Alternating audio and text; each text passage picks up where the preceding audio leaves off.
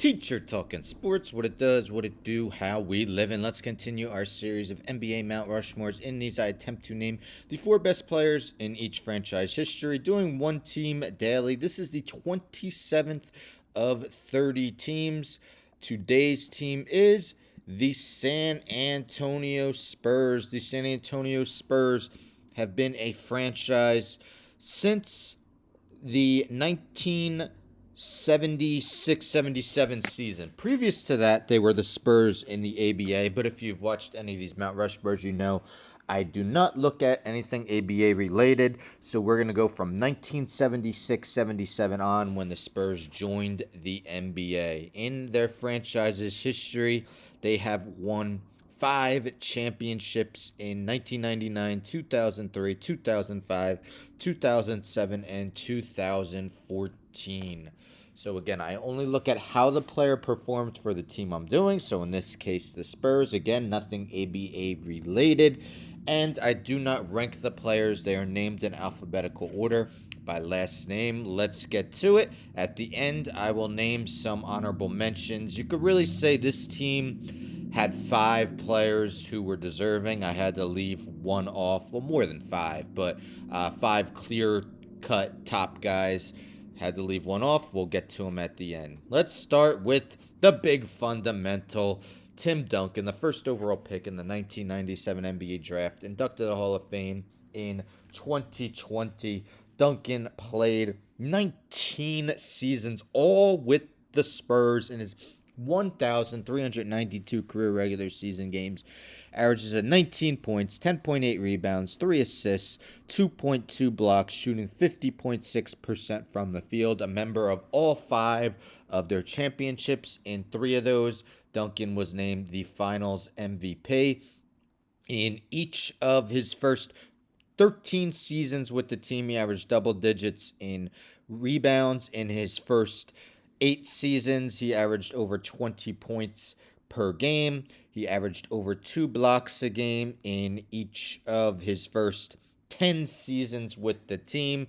Duncan's list of accolades are extraordinary. The 97-98 Rookie of the Year. Won back-to-back MVPs in 2001-02 and 2002-03. If we look at his MVP finishes, other than his 2 wins, he finished second twice, third once, fourth once, fifth twice, seventh twice, eighth once, and 10th once. All top 10 finishes, all NBA. First team 10 times, second team 3 times, third team 2 times, defensive first team 8 times, defensive second team 7 times, so 15 all NBAs and 15 all defensive teams in his historic career. Duncan, seen by many as a top 10 player of all time. Many consider him the greatest power forward of all time, the first member of the Spurs Mount Rushmore. Next, let's go with the Iceman, George Gervin. So Gervin started his career in the ABA. So his first NBA season with the Spurs was in 76-77, where he'd go on to play with them until the 84-85 season. So in those 9 years, Gervin averaged 27.3 points, 4.8 rebounds, 2.9 assists, 1.3 steals, nearly a block on 51.4% shooting and 84.1% from the charity stripe in 709 career regular season games. Gervin was named an All-Star in each of the 9 seasons he played in the NBA with the Spurs. In 4 of them, he was the scoring champ of the league, including a career-high 33.1 points a game in the 79-80 season. He would average well over, he averaged 28 points per game and 6 rebounds in his playoff career. His teams weren't as successful as the Tim Duncan era Spurs, but he didn't have as much help as Duncan.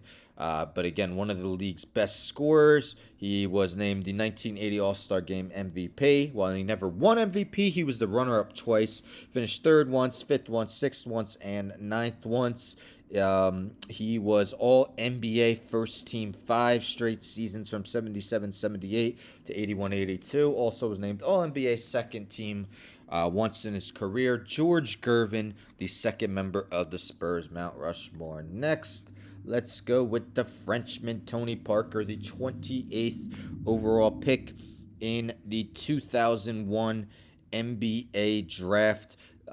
He would play 17 seasons with the Spurs, his final one with the Hornets. But in his 17 seasons, 1,198 career regular season games, Parker put up averages of 15.8 points, 2.8 rebounds, 5.7 assists, and nearly a steal a game, while shooting just shy of 50% from the field. His numbers don't do justice. The impact he made was a team-oriented team. Unselfish is what I meant to say.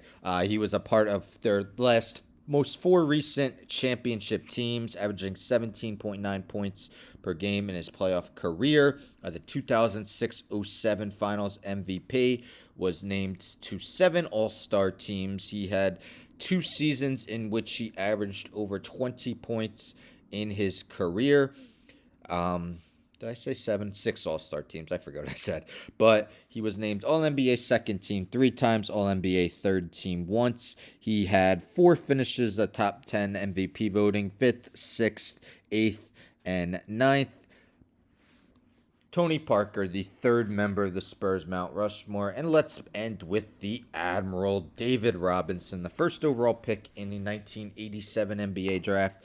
He didn't play his first 2 seasons due to military service with the United States Navy, but he still went on to play 14 seasons, all with the Spurs, in his 987 games, 21.1 points, 10.6 rebounds, 2.5 assists, 1.4 steals, and 3 blocks a game.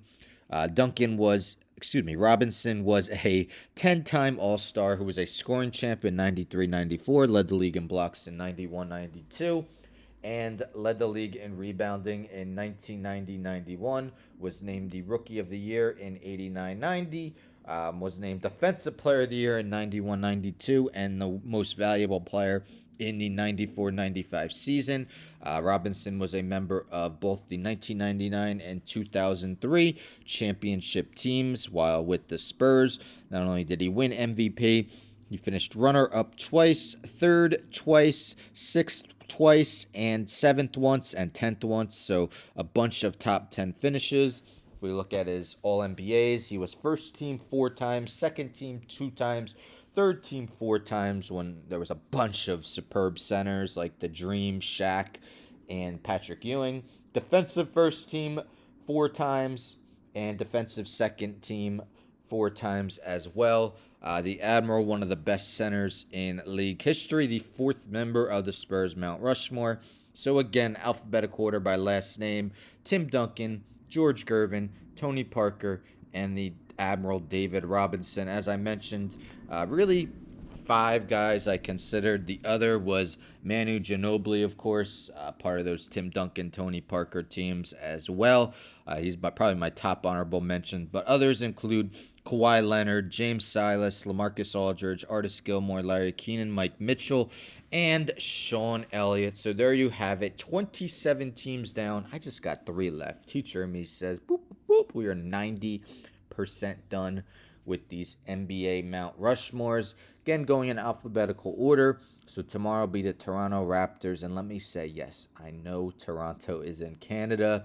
Mount Rushmore is in the United States. But what can I do? I got to keep this series going.